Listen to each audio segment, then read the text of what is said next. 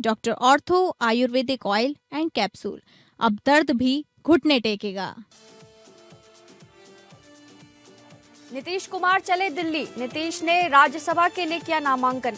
अमित शाह रहे मौजूद। बीजेपी अध्यक्ष नितिन नबीन ने भी राज्यसभा के लिए पर्चा दाखिल किया। तेजस्वी यादव ने साधा बीजेपी पर निशाना। बीजेपी ने नीतीश कुमार को हाईजैक कर लिया।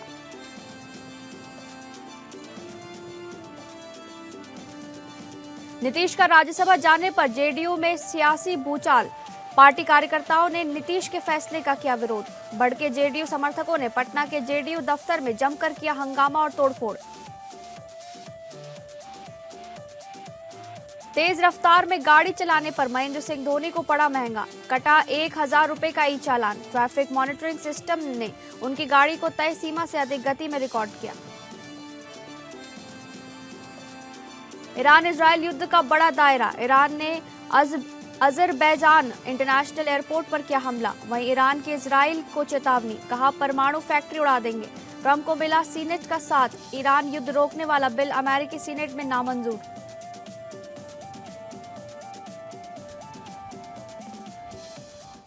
नमस्कार। हिसाब किताब के इस खास शो में मैं हूं डॉक्टर प्रसून शुक्ला। बात आज बिहार के नीतीश कुमार के बाद बनने वाले नए सीएम की। बिहार के सीएम नीतीश कुमार ने सोशल मीडिया पर पोस्ट कर राज्यसभा में जाने का ऐलान किया और आज राज्यसभा के लिए नामांकन भी दाखिल कर दिया। तो जहां एक ओर मुख्यमंत्री नीतीश कुमार राज्यसभा जा रहे हैं, वहीं उनके बेटे निशांत कुमार की राजनीति में एंट्री अब तय हो गई है। लेकिन असली सवाल है कि बिहार का अगला मुख्यमंत्री बनेगा कौन और उसकी क्या सीमाएं होंगी। आपको बता दें कि 243 सीटों वाली बिहार विधानसभा में बीजेपी के 89, जेडीयू के 85, चिराग पासवान की लोक जनशक्ति पार्टी रामविलास पासवान के 19, जीतन राम मांझी की हिंदुस्तानी अवाम मोर्चा के 5, उपेंद्र कुशवाहा की राष्ट्रीय लोक मोर्चा के 4 एमएलए हैं। बिहार विधानसभा में सबसे बड़े दल होने के कारण बीजेपी से ही सीएम फेस आने की प्रबल संभावना है। 2025 के विधानसभा चुनाव में पार्टी की सबसे बड़ी जीत यह हुई कि वह सबसे बड़ी पार्टी बनी और नीतीश कुमार के पद छोड़ने के बाद अभी यह लगभग तय माना जा रहा है कि अगला सीएम बीजेपी से ही होगा। संभावित सीएम पद के चेहरे में सम्राट चौधरी, जो वर्तमान उप मुख्यमंत्री और बिहार बीजेपी के कदावर नेता हैं, सीएम पद की रेस में सबसे आगे माने जा रहे हैं। सम्राट चौधरी कुशवाहा समाज यानी पिछड़े वर्ग का प्रतिनिधित्व करते हैं और संगठन में उनकी मजबूत पकड़ है। नित्यानंद राय केंद्रीय गृह राज्य मंत्री और बिहार के बड़े यादव चेहरा हैं। अमित शाह के करीबी माने जाने के कारण वे दिल्ली की पसंद हो सकते हैं। विजय कुमार सिन्हा की बात करें तो वर्तमान उप मुख्यमंत्री और बिहार विधानसभा के पूर्व अध्यक्ष रहे हैं। उनके पास लंबा विधायी अनुभव है। केंद्रीय मंत्री गिरिराज सिंह और दीघा विधायक संजीव चौरसिया के नामों की भी चर्चा समय समय पर होती रही है। फिलहाल आधिकारिक तौर पर किसी के नाम की घोषणा नहीं हुई है, लेकिन राजनीतिक विशेषज्ञों के अनुसार सम्राट चौधरी ही सबसे मजबूत दावेदार दिख रहे हैं। लेकिन अब सवाल उठता है कि बिहार में नीतीश कुमार की विरासत को लेकर जेडीयू में कौन सामने आएगा। जेडीयू में भी 2 संभावनाओं पर चर्चा हो रही है। सबसे ज्यादा चर्चा निशांत कुमार, जो नीतीश कुमार के बेटे हैं, उनके भविष्य को लेकर कयासबाजी का दौर जारी है। अब निशांत कुमार जेडीयू की सक्रिय राजनीति में कदम रख चुके हैं और उन्हें भविष्य में उप मुख्यमंत्री या गठबंधन में किसी महत्वपूर्ण भूमिका के लिए तैयार किया जा सकता है। निशांत कुमार के बारे में सियासी गलियारे में यह भी चर्चा तेज है कि जेडीयू की कमान अब उन्हीं के हाथों में होगी। जेडीयू के कार्यकारी अध्यक्ष और नीतीश कुमार के अत्यंत विश्वस्त संजय झा पर भी कई लोग दांव लगा रहे हैं, लेकिन ब्राह्मण होने के कारण राजनीतिक पंडितों को उनकी दावेदारी कमजोर दिखती है। संजय झा पार्टी और बीजेपी के बीच एक सेतु का काम करते रहे हैं। गठबंधन फार्मूला की बात करें तो बीजेपी का सीएम होगा और जेडीयू को 2 उप मुख्यमंत्री पद मिल सकते हैं, जिसमें से एक नाम निशांत कुमार का हो सकता है। बिहार में बीजेपी अपनी भूमिका तय करने के लिए बिहार में बीजेपी को अपनी भूमिका तय करने के लिए काफ़ी जद्दोजहद करनी पड़ रही है। सबसे ज़्यादा सीटें होने के कारण इस बार बिहार में बीजेपी पर अपना सीएम बनाने का भी दबाव साफ दिख रहा है।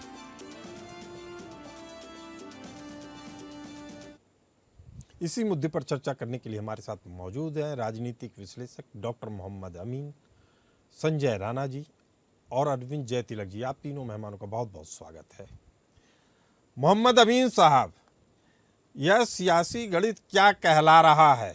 नीतीश कुमार को हटा दिया गया है, नीतीश कुमार को रखा जा रहा है, या नीतीश कुमार के उत्तराधिकारी का चुनाव करके अब उनको सम्मानपूर्वक विदाई दी जा रही है? किस तरीके से आप इस परिवर्तन को देख रहे हैं? देखिए कि जैसे पहले भी चर्चा इलेक्शन से पहले भी आपने देखी कि नीतीश कुमार जी कुछ उल्टे सीधे बयान दे देते थे और उनकी तबीयत नहीं ठीक थी, ऐसा कहा गया, मानसिक तौर पर स्वस्थ नहीं थे और कमजोर लग रहे थे, तो इसी लेकिन इलेक्शन के बाद इनको चीफ मिनिस्टर बना दिया गया। आप देखिए कि यहाँ पर जो इनकी होम मिनिस्ट्री थी वो इनको नहीं दी गई। बड़ी इंपॉर्टेंट मिनिस्ट्री थी जिससे पूरा स्टेट गवर्न होता है।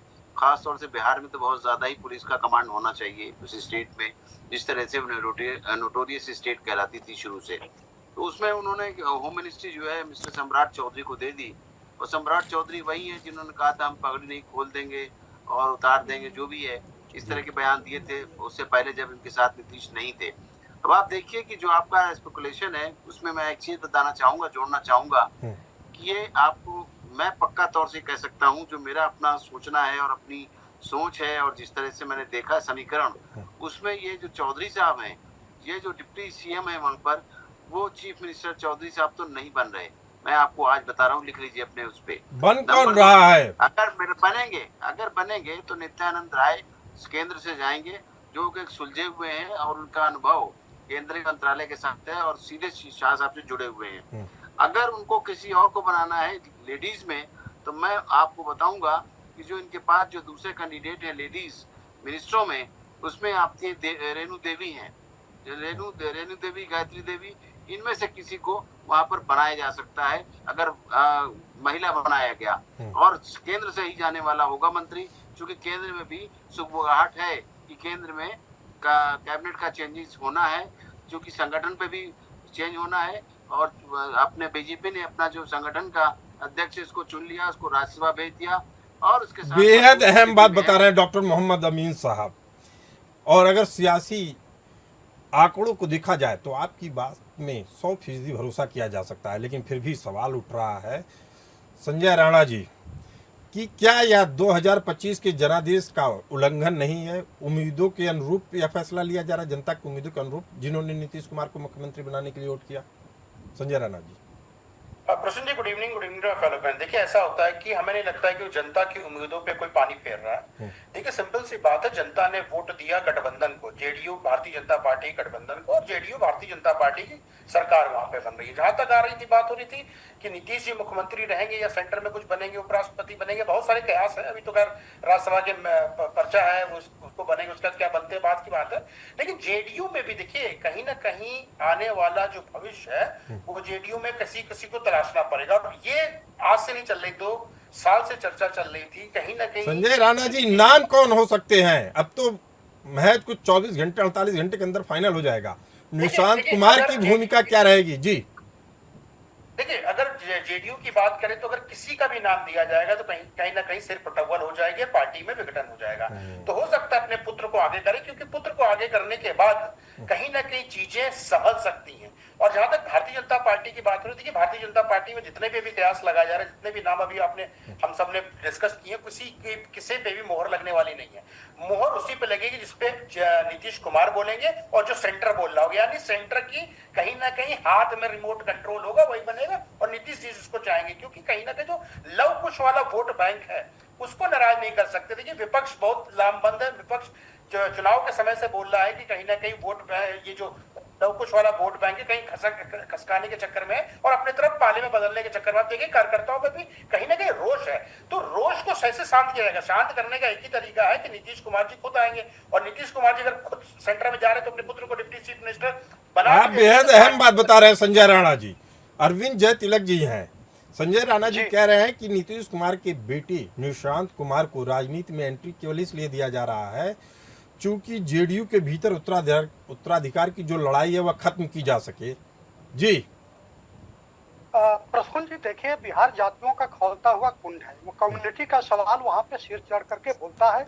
आप चाहे विधानसभा का चुनाव देखे हो, चाहे उसके पहले 2024 का लोकसभा चुनाव देखे हो, और वहाँ पे जिस तरह से ईबीसी को साधने में नीतीश कुमार कामयाब रहे और 2.5% लगभग जो है 3% की अपनी आबादी के बूते पर वह जो है मुख्यमंत्री 2 दशक तक बने रहे, साफ जाहिर करता है कि जब तक आप सभी लोगों का भरोसा जीतेंगे नहीं, साथ लेकर के चलेंगे नहीं, विशेष रूप से महिलाओं का जो समर्थन मिला, उसे साफ जाहिर है कि नीतीश जी बिहार में जिसके ऊपर जिसके पीठ पर हाथ रखेंगे, भले ही वह भाजपा का ही क्यों न हो, वही मुख्यमंत्री बनेगा। इसमें दो राय नहीं है। पहली चीज देखिए, अपने बेटे को उनको सामने लाना इसलिए आवश्यक होगा कि जेडीयू में किसी तरह का विखंडन न हो, सुप्रीमेसी बनी रहे और वह जो है किसी तरह से कोई बगावत न हो, और नीतीश जी दिल्ली में रहते हुए जो है बिहार की राजनीति को अपने हिसाब से विशेष रूप से अपनी पार्टी को चला सके। इससे भी इनकार नहीं किया जा सका। अब ये सवाल उठता है कि मुख्यमंत्री कौन बनेगा। ये तो मान के आप चलिए कि हार्डकोर का ही व्यक्ति बनेगा, क्योंकि वो दौर भाजपा का खत्म हुआ। अब सेकेंड लाइन को जिस तरह भारतीय जनता पार्टी सामने ला रही है, उससे मान करके चलिए कि कोई ऐसा जो है व्यक्ति नहीं बनेगा जो लुंज पुंज हो और तेजस्वी से मुकाबला करने में नाकाम हो। 27 में यूपी का चुनाव होना है। यानी आप कह रहे हैं कि बिहार में जो नेतृत्व बिहार के लेवल पे चुना जाएगा वह सशक्त नेता होगा। बिल्कुल बिल्कुल, क्योंकि यहाँ पे तो सशक्त नेता कौन हो सकता है? सम्राट चौधरी, नित्यानंद राय या कोई और? आपका आकलन क्या कहता है? अपर कास्ट का तो कोई होगा ही नहीं। ये मान के चलिए, वो भाजपा का देखिए जो दाहिना हाथ काम करता है, बाएं हाथ को पता नहीं चलता है। लेकिन ये सच मानिए कि जो भी होगा मजबूत होगा, महत्वपूर्ण होगा और ओबीसी समाज का ही होगा। इसलिए कि सभी को मालूम है कि जब तक ओबीसी समाज को फ्रंट पर भाजपा लाएगी नहीं, वहाँ पे तेजस्वी से मुकाबला करना आसान नहीं होगा। जो नैरेटिव तेजस्वी फैलाने में जिस तरह से माहिर है, भाजपा उस चीज को समझ चुकी है।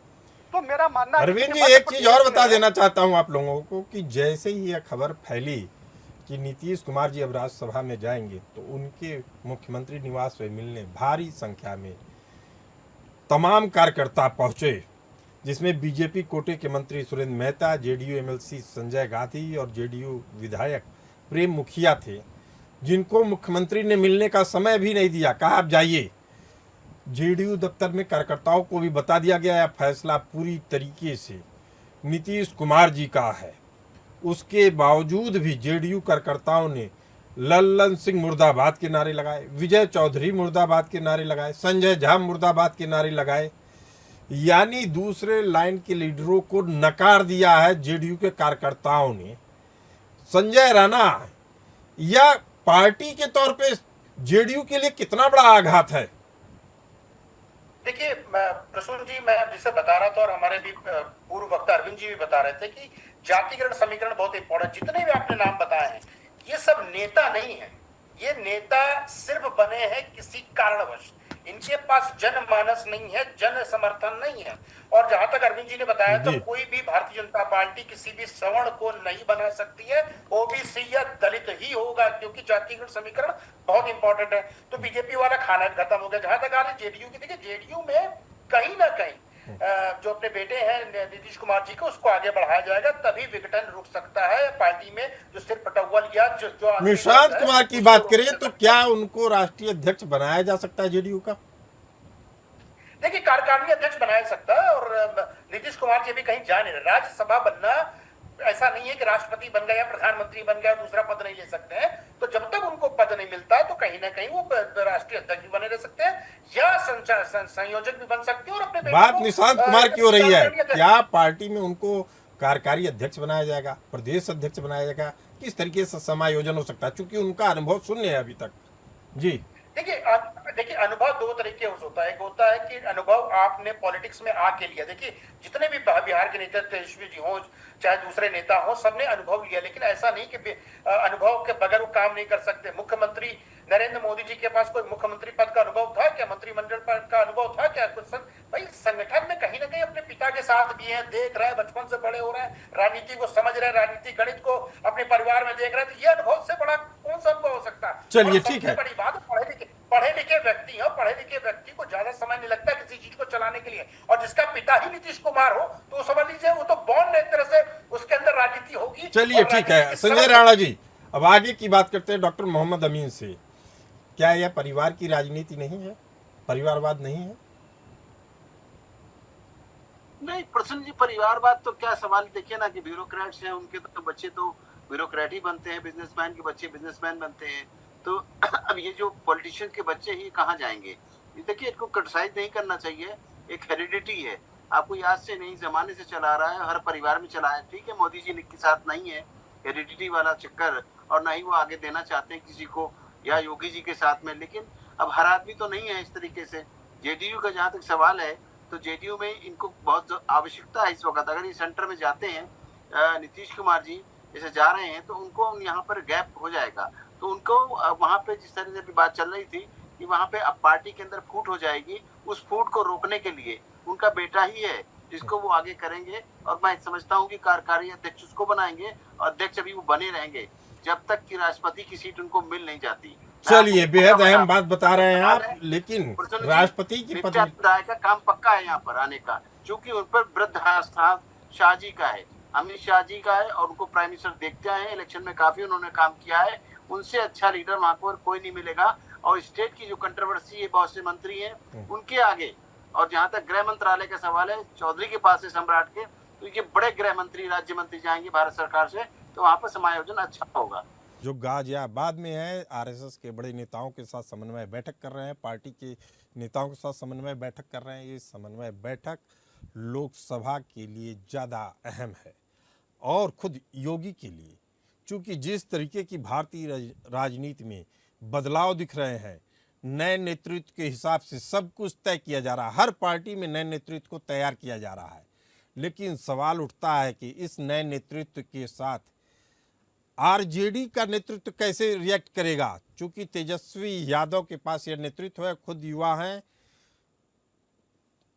हमारे साथ मौजूद हैं इस चर्चा पे अरविंद जय तिलक जी मौजूद है हमारे साथ इस पर चर्चा करने के लिए। अरविंद जी, आपको लगता है कि जेडीयू क्या अब आरजेडी का मुकाबला कर पाएगी माइनस नीतीश कुमार? आप देखिए, नीतीश कुमार बिहार की राजनीति से पूरी तरह से नेपथ्य में नहीं गए, राज्यसभा में गए हैं, लेकिन उनकी मौजूदगी है और उनकी पार्टी भी अभी है और सत्ता में उनकी पार्टी रहेगी। अगर उनके बेटे जो है अगर उप मुख्यमंत्री बना दिए जाते हैं, तो मान करके चलिए कि जो एक लेगेसी का भारत में जो परंपरा रही है, उसको लेकर के जो जातियों का समीकरण है, मुझे लगता है कि उसकी गोलबंदी में कोई दिक्कत नहीं होगी। एक सवाल आपने किया कि नित्यानंद राय साहब को, तो देखिए मध्य प्रदेश में एक यादव मुख्यमंत्री ऑलरेडी है, तो मुझे नहीं लगता है कि बिहार जो है एक और उसी जाति के लोगों को बिहार में जो है यादव जाति को मुख्यमंत्री बनाएगी, इसलिए कि आरजेडी वहां पे यादव जो 14% है उसका वोट लेने में समर्थ है। दूसरी चीज, अखिलेश यादव भी यहाँ पर आपने देखा कि लोकसभा चुनाव में किस तरह भाजपा को यहाँ पे पानी पिलाते मिले, जबकि मोहन यादव आकर के यहाँ खूब प्रचार किए। अब चूंकि केशव प्रसाद मौर्य जो यहाँ पे दावेदार थे नहीं बन पाए, तो मुझे लगता है कि उसकी भरपाई बिहार में जो है भारतीय जनता पार्टी सम्राट चौधरी के माध्यम से कर सकती है। और एक जो लौकुश की जो एक अपनी वहाँ पे सजाती गोलबंदी है, उसको भी थोड़ा मुझे लगता है कि शांत किया जा सकता है। चलिए, तो इस तरह से भारतीय जनता पार्टी, जी मुझे लगता है जी। संजय राणा जी, जेडीयू का भविष्य क्या है? क्या उपेंद्र कुशवाहा को दोबारा लाया जाएगा? चूंकि अभी कदावर नेताओं की बात की जाए तो अभी संजय झा के खिलाफ नारेबाजी हो रही है, उनको कहा जा रहा है कि इन्होंने पार्टी ही बेच दी बीजेपी को। तो अब क्या भविष्य है जेडीयू का, संजय राणा जी? देखिए प्रसून भाई, अगर भविष्य की बात करें तो जेडीयू का भविष्य बहुत लंबा नहीं। देखिए, नीतीश कुमार जब तक है, जब तक उनकी क्षमता है तब तक है। अगर वो अपने पुत्र को भी डिप्टी चीफ मिनिस्टर बना देते हैं, या कार्यकारिणी अध्यक्ष बना देते हैं, या प्रदेश अध्यक्ष बना देते हैं, या कुछ भी पद देते हैं, और पुत्र में वो क्षमता नहीं है जैसे तेजस्वी जी में नहीं है, तो पुत्र कहीं ना कहीं डुबो देगा। तो ज्यादा भविष्य मैंने देख रहा हूँ, बहुत ज्यादा 1.5 साल 2 साल, उसके बाद इस पार्टी में सिर्फ उटव्वल तो चालू आज से भी हो गई है, और ये कहीं ना कहीं भारतीय जनता पार्टी, कुछ लोग आरजेडी, कुछ लोग कांग्रेस में चले जाएंगे। उपेंद्र कुशवाहा के बारे में आपकी क्या राय है? क्या वह आ सकते हैं? नहीं, देखिए उनको नहीं बनाएंगे मुख्यमंत्री, तो कतई नहीं बनाएंगे, क्योंकि मुख्यमंत्री कुशवाहा जी को बनाते ही जो उनके विपक्ष में बहुत सारे 8-10 लोग हैं वो खड़े हो जाएंगे, पार्टी टूट जाएगी। तो उप मुख्यमंत्री हो सकते हैं, लेकिन नेतृत्व तो हो सकता है कहीं ना कहीं नीतीश कुमार अपने पास ही रखेंगे, जो मुख्य एक तरह से कंट्रोल होता है वो नीतीश कुमार के पास ही रहेगा और कहीं ना कहीं वो बागडोर अपने पुत्र को आगे बढ़ाएंगे। बट ये डिपेंड करता है उनके पुत्र के अंदर वो क्षमता है कि नहीं है कि चीजों को आगे ले जा सके, क्योंकि क्या अभी तक वंशावली में जो देखा गया है, चाहे किसी की वंशावली उठा के देख लीजिए, वो क्षमताएं मुझे दिखी नहीं है डॉक्टर मोहम्मद अमीन। चिराग पासवान में वो क्षमता आप देख रहे हैं जिसके बारे में संजय राणा जी कह रहे हैं, क्या वो किंग मेकर बन सकते हैं? इसमें कोई दो राय नहीं। चिराग पासवान के अंदर टैलेंट है और वो स्मार्ट है और वो करेंगे इस बात को, उनका काफी योगदान रहेगा।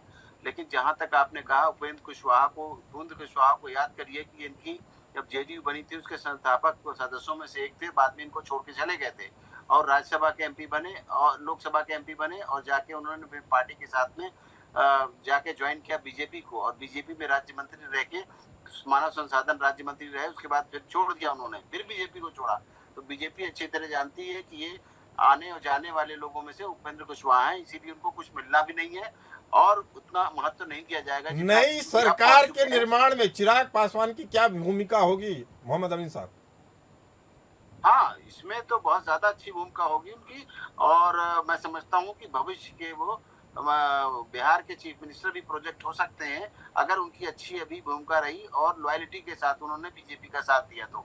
अरविंद जय तिलक जी, आखिरी में सवाल आपसे, क्या चिराग पासवान पे कोई रिस्क लेने की स्थिति में है बीजेपी? उनको मुख्यमंत्री बना सकती है? बिल्कुल नहीं लेगी, एकदम 100% नहीं लेगी। भारतीय जनता पार्टी वहाँ पे अपना जो है मुख्यमंत्री लाएगी, अपना विस्तार करेगी और उसकी पूरी कोशिश होगी कि आने वाले विधानसभा चुनाव में वह एक पार्टी के तहत अकेले वह जो है चुनाव जीते, सरकार बनाए। भारतीय जनता पार्टी जो है एक बड़ी पार्टी है, क्षेत्रीय दलों को उतना ही महत्व देगी, उतना स्पेस देगी जिनका उनका अपना हिस्सेदारी है। तो मुझे लगता है चिराग पासवान को भारतीय जनता पार्टी एक सीमा तक दे चुकी है, उससे अधिक मुझे नहीं लगती है कि उनके लिए जो है अपने खूंटे को उखाड़ करके कहीं और खूंटा गाड़ेगी। एक जल्दी से सवाल, केवल एक दो शब्दों में, अगला सीएम कौन होगा आपको क्या लगता है?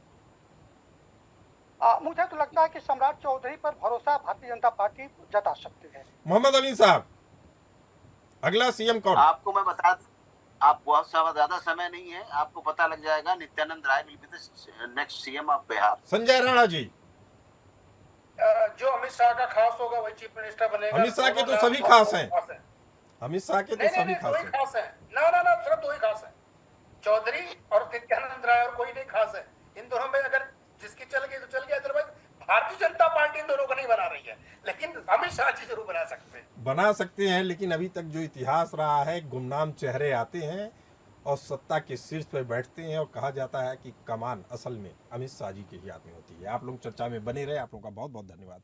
फिलहाल इस चर्चा में इतना ही, हमें दीजिए इजाजत, नमस्कार।